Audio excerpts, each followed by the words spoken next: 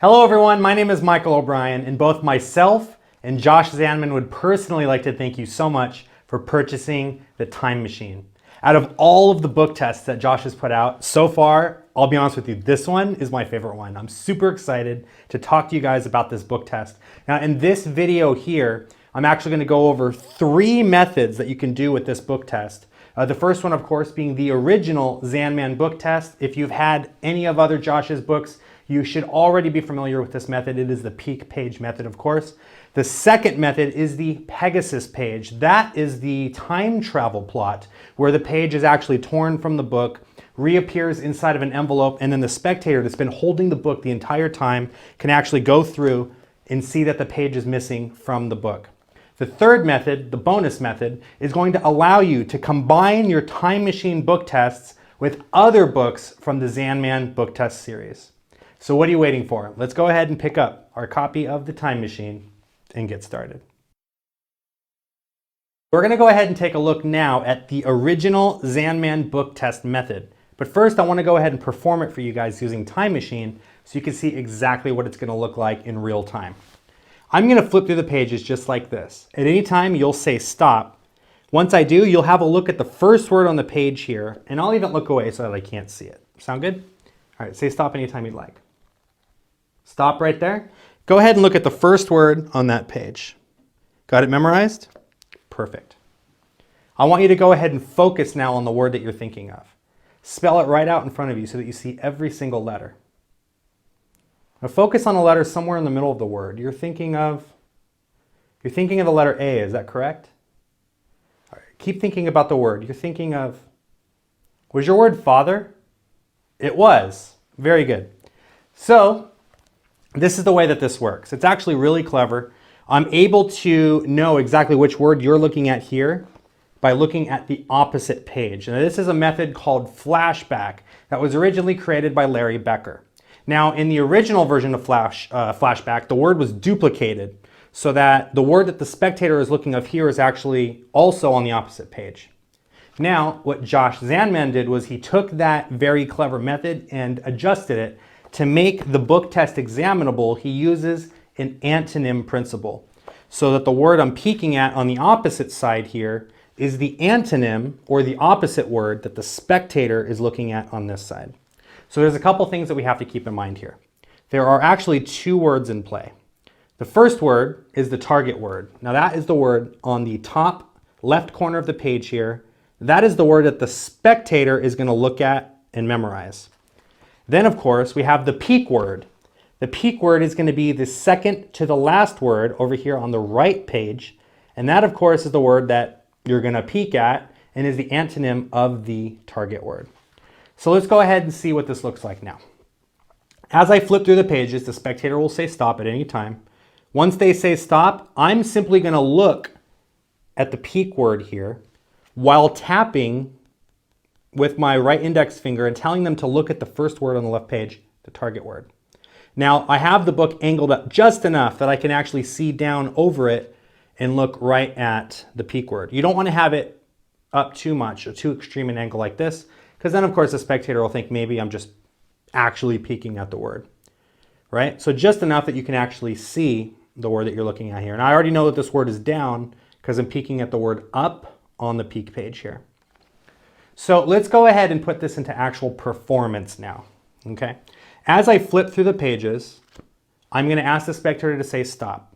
I really want them to think that I'm not looking at the book at all when I do this. So I want them to take a snapshot in their mind, a freeze frame, if you will, of something that looks like this.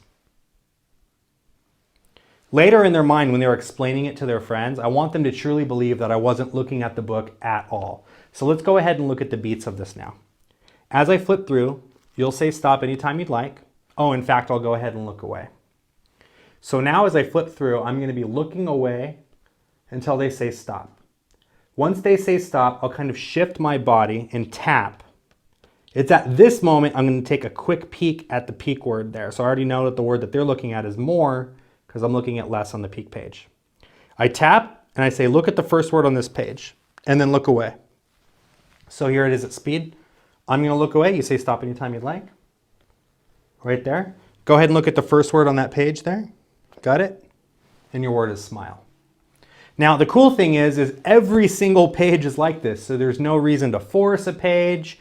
If the spectator says stop and you say, are you happy here? They can say no, and you can keep on going. It's really cool. And like I said, since it uses an antonym principle, in theory, the spectators can actually flip through and look at the pages themselves, and they're not going to see the same word duplicated over and over on every page.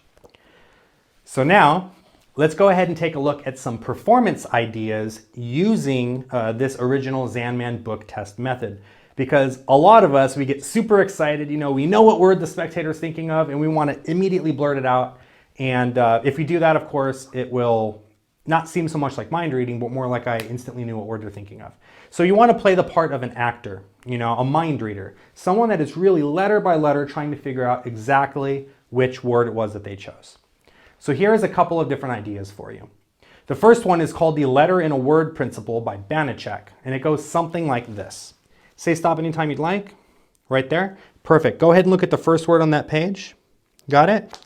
All right, I want you to focus on that word, okay? See every single letter in front of you. In fact, just focus on one letter somewhere right in the middle of the word. You're thinking of the letter O, is that correct? Your word is slow, is that correct? So what that does is it actually gets you 2 reactions for the price of 1, which is pretty cool. Because you're asking them to think of a letter somewhere in the word, somewhere in the middle of the word. They think of that letter, and then you can instantly reveal it to them. Then you can say, continue thinking of the rest of the letters on the word, and you can spell it out if you'd like, or you can go ahead and just reveal the word. Now, let's just say you say, think of a letter somewhere in the middle of the word, and I already know that the word they're thinking of is slow. I say, think of a letter somewhere in the middle of the word, and they're not thinking of the letter O. Maybe for some reason they thought of the letter L. It's totally not a problem because you can do something like this. Think of a letter somewhere in the middle of your word. You're thinking of the letter O, is that correct? Oh, you're not thinking of the letter O. But the letter O is in the word that you're thinking of. You must be thinking of the word slow. Is that correct? So you see how it doesn't really matter if you're right or wrong, because no matter what, you're going to get the word anyway, and the letter that you named is in the word that they're thinking of. So either way, it kind of gets a hit that way. But that's just kind of a cool way of revealing the word without immediately just blurting out the word that they thought of. It really makes it seem like you're letter by letter trying to figure out exactly what word you're thinking of, and you're reading their mind in real time. So that's just a really cool example of one way you can do it. Another way you can do it is maybe something like this. Say stop anytime you'd like. Right there. Perfect. Go ahead and look at the first word on that page and memorize it. You got it? All right, I want you to think of that word. Watch it zipping right around your head over and over. And as you see it go by, you're thinking, together, together, together. Your word was together, wasn't it? So what that does is that makes them feel like maybe you're giving an example. Like, just think of your word. Like, for example, maybe the word spinning by your head is together, together, together. And then they're going to react and they're going to go, whoa, like, how did you know that that was my word? Everyone else around them is going to react, and it's another really cool way to reveal a thought of word. But I want you to go ahead and think of some ways yourself that you could do this. Come up with your own ideas, get creative. Maybe you can draw the word that they're thinking of or write it down on a pad or whatever you want. Just do your best to make it really seem like you're trying to read their mind in real time so it doesn't seem like you just knew the word that they were choosing from the beginning. But anyway, that there is the original Zanman book test method. Let's go ahead now and move forward and talk about the Pegasus page. All right, everyone, now we're going to go ahead and talk about my favorite method using Time Machine, which is the Pegasus page principle. Now, this was originally published by Herbert Milton, A Page of Mystery, way back in 1925. Of course, over the years, there's been several different variations of this. In fact, if you guys are interested to know a little bit more about it, I suggest you stick around till the very end of this video, look in the credits section there, and I'm going to go ahead and list a bunch of the different ideas using the Pegasus page, so that if you're curious, you can go ahead and do your own research on it and find out a little bit more about where these ideas come from. However, before we explain it, I want to go ahead and show you guys what it would look like in performance. So I actually have an envelope here. And this is for you. I'd wonder if you can go ahead and hold on to that for me.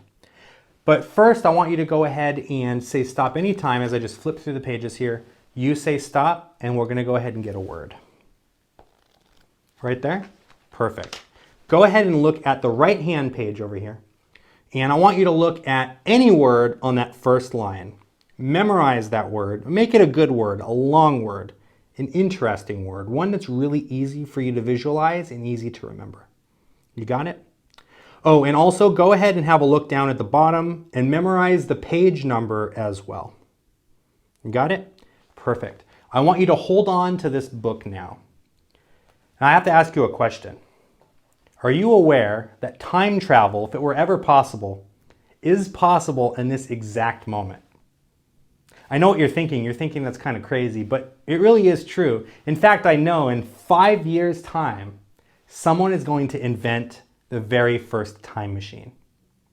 You don't believe me? Well, here, let me show you what I'm talking about. What was the page number that you memorized there? What page did you stop at? Page 89? Okay. And by chance, what was the word that you were looking at? It was the word monster. So you know what I'm going to do, just to prove to you that time travel really is possible. After we're all done here, I'm going to go ahead and tear out page 89. I'm going to take a pen, I'm going to circle the word that you thought of, the word monster. I'm going to put that page in an envelope, and in 5 years when that time machine is invented, I'm going to take that time machine back to 1 hour before I met you here, and I'm going to give you that envelope. Now, the book that you're holding on to, it's a very fitting title. It actually is The Time Machine. In fact, why don't you go ahead and start flipping through the pages now until you get to the page that you were at, page 89.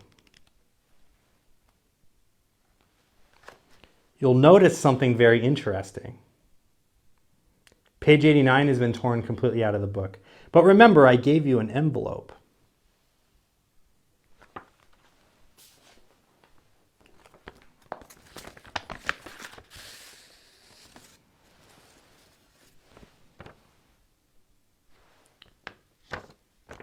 Page 89, and the word circled, of course, is the word monster. Now, I know what you're thinking. You're thinking that can't possibly be true. They can't possibly be the same page, can it? Yet, if you look here, you'll see that the page matches perfectly. So now, let's go ahead and go through that, because it seems like quite a lot. A lot of things are going on, but it's actually pretty simple. So what we're going to do first is we're going to start off, first let's actually take a look at our book test. So it's very important that you follow along exactly what I tell you to do, because if you tear the wrong page out, this trick isn't going to work properly. So hold your copy of Time Machine just like you're looking at the cover and start flipping through you know, like in numerical order, starting with page 1, flipping through until you get to page 88 and 89. What you're actually going to do is tear page 89 and 90 out of the book, okay? Now, if you keep flipping through the book, you'll notice that when you get to page 108 and 109, when you flip to the next page after 108 and 109 is a duplicate page 88 and 89. This here is the force page. You do not rip the force page out of the book. I want to say that one more time. You are not going to rip the force page 89 and 90 out of the book. You are going to rip the true page 89 and 90 out of the book. Okay? I don't mean to confuse you, and the reason I'm being very particular here is because if you rip the wrong page out of the book test isn't going to function properly. So it's very important that you do it correctly the first time. There's no going back and taping the page back into the book if you screwed it up. So page 89 and 90 is ripped out of here, leaving us with the force page right after page 108 and 109, which is a duplicate page 88 and 89. Hopefully you guys have gotten that. I digress from that point.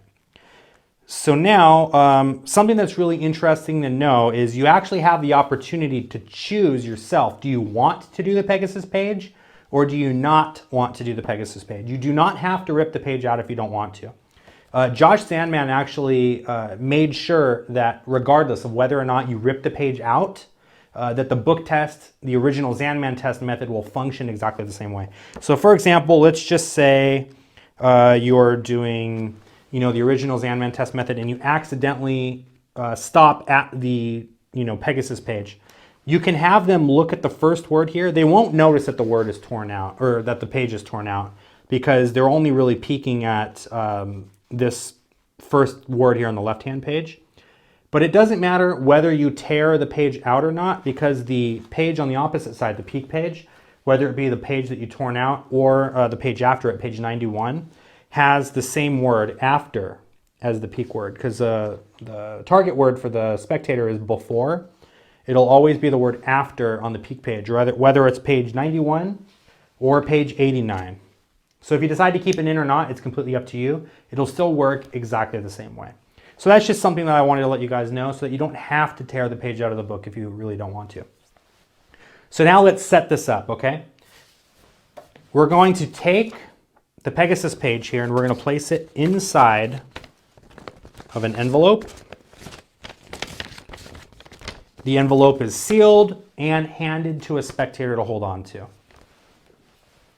You're then going to get a break at the force page 88 and 89. So the easiest way to do that is simply to stick your pinky inside of the page and close the book. That way you're holding sort of like a pinky break and you're going to do almost like a modified riffle force only using the book. So I'm going to flip through the pages just like this. The spectator will say stop at any time. Once they say stop, you're just going to riffle till you get to the break, open it up, and then you're going to open up the book just like this. You're now going to hand the book to the spectator. So obviously I'm going to hold the book for the explanation here, but at this point you want to be hands off completely and you don't want to touch the book and you don't want to touch the envelope anymore. You hand the book to the spectator, tell them to look over here at the right-hand page, to look at the first line on the page, and to memorize a word, a long word, an interesting word, a word that really stands out to them and that they'll be able to visualize. Now you're probably wondering, how did I know that they were going to choose the word monster? If you look over here on page 89, the word monster is the only real long word that fits the description of what I want them to choose. So you're essentially forcing them to choose the word monster in this situation. This is a principle called the long word principle created by Ted Kormilovich. And so if you read here, it says, time we saw the monster and she went after it. All of the words for the most part are one syllable words with maybe 3 or 4 letters in them, except the word monster is the only long word there. So if you say, I want you to look at the first line on the right-hand page and look at any word on that line and memorize it, but make it a long word. An interesting word, a word that's easy for you to visualize. And in fact, the longer the word is, the harder it is for me to know. So essentially, all of these things are basically pointing them that they have to choose the word monster. But since they feel like they landed on any page or could have chosen any page, it's not going to really feel like a force too much. It's almost going to feel like a qualifier. Like, yeah, the longer the word is, the harder it's going to be for me to choose it. So you force the page, you have them get the word, and then you tell them to close the book. So now at this point, the book is closed and you're going to go ahead and patter for a little bit. You can come up with some kind of a story about time travel and whether or not it's a real thing. And you can ask them if they believe in time travel. And you can say, believe it or not, I actually know that time travel will be possible in the future because I'm from the future and I have my own time machine. In fact, in 5 years, I'm going to take this book, this time machine book, I'm going to tear a page out of it, I'm going to stuff it in an envelope, and I'm going to travel back to 1 hour before this moment. And when I see you, I'm going to make sure to hand you the envelope. So now what they're going to do is they're going to realize like, oh, that's right, you gave me an envelope. And you just said that you're going to tear the page out and circle the word. Now there's 2 ways that you can divine the word from them. The first one is you can read their mind and tell them that they were thinking of the word monster. The second one, of course, is you can just ask them straight up to say, what word were you thinking of? Now, I like to do it that way because it makes it a little bit different. Maybe you can do the original Zandman test method a couple times, read people's mind by choosing the word there, and then when you go to do the time machine performance, you can see, we already know that we could read minds. But what I want to try to do now is I want to try to do something even more impossible. Let's try something else. You're going to get a word, you're going to memorize it, and then tell me what word you were thinking of. I don't want to memorize, or I don't want to read your mind this time. I want to try to show you something with time travel, whatever pattern you want to do with it. It's also very important to make sure that they memorize the page number that they were on. So the easiest way for you to remember this, by the way, is for all of my Back to the Future fans out there, page 88 is the Force page, because you have to go 88 miles per hour in the DeLorean to travel through time. So that's a fun little Easter egg for all of you guys there. But page 88 and 89, those are the Force page words. Tell them to look at the right-hand page, get any word there in that first line, as long as it's a long word, and then make sure that they memorize the page number 2 before they close the book. Now, how they flip through the book to get to the page number is also very important. What you don't want to happen is this. Go ahead and open now to the page 89 that you were thinking of. And then they open the book and they accidentally open to the Force page. Because you just told them you tore it out and they have it in this envelope here. If they go to the Force page, they're going to see 2 copies of the same page, which in theory there should only be 1 of because you tore it from the book. So it's very important that you do it this way. Have them hold the book so that the cover, the time machine cover, is facing them. And I say something like this: look at the book that you're holding on to. What does the title say? That forces them to hold the book this way so that they can read the word time machine written there. And then I say something like this: start flipping through the book until you get to the page that you memorized, page 89. That's going to force them to start going from the front cover to the back cover. One thing that I've noticed is if the spectator is holding the book like this, and you say, go ahead and flip through the pages till you get to your page, they might start flipping through from the back cover to the front cover, and they might get to the Force page 89 before they get to the Pegasus page 89. So it's really important to make sure that they flip from the front to the back. So now, once they've opened the book to the Pegasus page, you can see that the page is ripped out. Have them open the envelope, reveal that the word monster is circled. It's page 89. And in fact, when they go to put this inside of the book, you can actually see that it lines up and it matches perfectly. It truly is the same page 89 from the book. And then from that moment, while they're reacting, you can go ahead and take the time machine book back.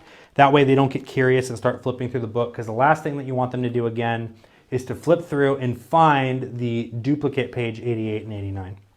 So let's go ahead and run through that one more time, and I'm going to give you guys a little advice on how to get into the break very seamlessly so that you don't have to fumble through the pages to try to find that break. So we put our page inside of our envelope, and what I like to do is bookmark the Force page 88 and 89 with the envelope, just like this. So now all I have to do is use this pinky to go in and lift up the page. As I go to take the book out, I feed my left pinky into the book so that now when I pull this out, I already have my pinky break right here. And I'm already ready to go. Hand the envelope off to a spectator. You don't want to touch the envelope anymore at this point. Flip through the book, have a spectator say stop. If you want at this point, you can have one spectator memorize the word over here. Then you can have another spectator memorize the long word over here. Hand out the book, make sure that they memorize the page number that they're on, then close the book. If you want to, you can perform the original Zandman method. You can read this person's mind. You can look at this person, you could read their mind, and then you can go on to perform the time travel plot. Have them open the envelope, realize that the word that they thought of is circled, and then when they open up the book, they'll realize that the page is missing. So that, my friends, is, like I said, my favorite version of the Pegasus page. It's super straightforward. It's all self-contained in this book. And you don't have to perform it exactly the same way either. I mean, you don't have to have it in an envelope. You can find your own special way to produce this page. You can produce it in a magical way. You can have it as a sealed prediction that's left in the stage from the very beginning. If you're doing this close up, maybe you can have this inside of your wallet. It's completely up to you. Get creative with it, and I'd love to see what kind of things you guys do with this really cool effect. But don't go anywhere because we have one more method to talk about, and this one is another one of my personal favorites. All right, so now we're going to go ahead and take a look at the bonus method using Time Machine. Now, Time Machine actually pairs with 4 other books in the Zan-Man book test series. I'm specifically speaking, of course, about The Christmas Carol, Sherlock Holmes, The Great Gatsby, and The Scarlet Letter. If you own any of these other books from the Zan-Man book test series, you can use Time Machine along with these books to perform a really cool hands-off mind-reading miracle. You can toss these books out into the audience. You can have a spectator be 50 feet away from you, and you will still be able to tell them exactly which word they peeked at here in the books using the Time Machine. So essentially the idea is you'll hand out one of the books, and you'll hold the Time Machine book like as if you're looking at the cover, and you'll say, I'm just going to flip through the pages like this. Can you just say stop at any time you want? You flip through, and you say, go ahead, and you can have a spectator here standing next to you. You say, go ahead and say out loud the page number that we stopped on here. They'll yell to the spectator holding one of the other books the name of the page number. You'll close Time Machine, set it down, and then you'll look at that spectator, and you'll immediately be able to tell them what the first word is in the top left corner of that page that this person up here on stage with you was able to name out loud. So essentially, you can go through any of these other books, you can have them look at any page, and you can do the original Zan-Man book test method without having to peek at the books themselves, because you're actually peeking at the word using the Time Machine. So let's go ahead and take a look at that real quick. The easiest way to think about this is if you're looking at the pages here. On the left side page, the first word and the third word, those are going to be your peek words for both Gatsby and Sherlock in that order. And the easiest way to remember that is we're grouping both of the dark covered books together, and it's in alphabetical order. So Gatsby is the first word, and then the third word is Sherlock. So again, the 2 dark covered books in alphabetical order, that's going to be on the left page. If we look over here on the right hand page, the last word and the third from the last word are going to be your peek words for Sherlock and Christmas Carol. And again, or excuse me, not Sherlock, Scarlet and Christmas Carol, the 2 light colored books. So Scarlet and Christmas Carol. And the order that that's going to be in is again in alphabetical order from left to right. So the third from the last word is going to be Christmas Carol, and the very last word on that page, on the right-hand page, is going to be Scarlet. So this is the first method, and it's going to simply use the antonym principle just like before. So let's go ahead and put that in practice. Let's just say Great Gatsby was the book that I tossed into the audience, right? I'm going to flip through the book. You just say stop anytime you want. Right there. I honestly don't even know what page this is. We're going to call this page 70. Now I already know that on page 70 in Great Gatsby, the word in the top left corner here that they're going to look at is going to be smaller. Let's see if I'm right. So page 70, we're going to flip through. And what do you know? The word here is smaller, right? And the only reason that I know that is simply because the word smaller is the first word on the bottom page. So let me go over that one more time. When you open your Time Machine book, on the very last line here, right at the bottom, the first word and the third word on the left-hand page are going to be your force words, or should I say your peek words, for Great Gatsby and Sherlock in that order. If you look over here on the right-hand page, the last word and the third to the last word in the bottom line are going to be your peek words for Christmas Carol and Scarlet in that order. And again, if you're having a hard time remembering which one is which, it's simply in alphabetical order. So that is the first method using the bonus peek pages at the bottom, on the bottom line in Time Machine. Now there's actually a secondary bonus method that works exclusively with Scarlet that uses the long word principle here in Scarlet. Now, for the sake of keeping this explanation as short and concise as possible, I'm not going to teach you guys exactly how the method in Scarlet works. If you already have this book test, you should know exactly what it is that I'm talking about. If you don't have this one already, I really recommend you picking it up. It's a really good book test anyway, just on its own. But combining it with Time Machine, that gives you 3 different methods between these 2 books that you could actually do to create some kind of really impossible hands-off miracles. So it's really cool. But what it does is it allows you to guess the long word that was chosen in Scarlet. All of these different books, you can toss these books out into the audience, you can have multiple spectators come up with you, and you can tell them exactly which word they're thinking of in these books without even ever having to touch them. So it creates a really cool hands-off miracle, and you're at a distance, so there's no way that you can even peek if the person is like 50 feet away from you. But anyway, that is the bonus method. Don't go anywhere because I'm going to give you guys some final thoughts now on Time Machine. All right, everyone, I want to thank you so much for sticking with me all the way to the end, all the way through this tutorial. Again, myself and both Josh Zanman would like to personally thank you for picking up the Time Machine. In my opinion, this is my favorite book test that Josh has put out so far. He's put out some amazing book tests. If you haven't already picked up any of the other ones, go to Josh's website, joshzanman.com, and check out the other book tests that he has out there. They all have really cool secondary methods, in some cases even third methods that you can do with them. And they all have the same original Zanman method with the peek page as well.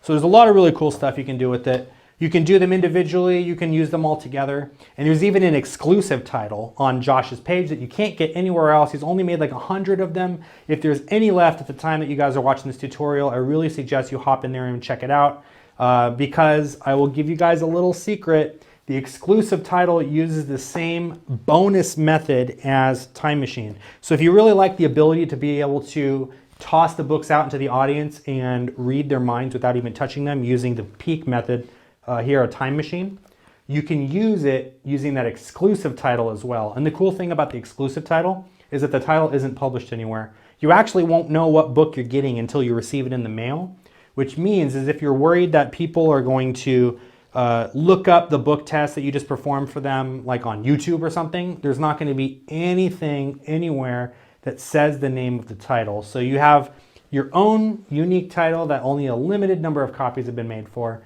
and it's really cool, and it uses the same bonus method as the Time Machine does. Anyway, thank you so much for watching this video again. My name is Michael O'Brien, and until next time, everyone, keep practicing.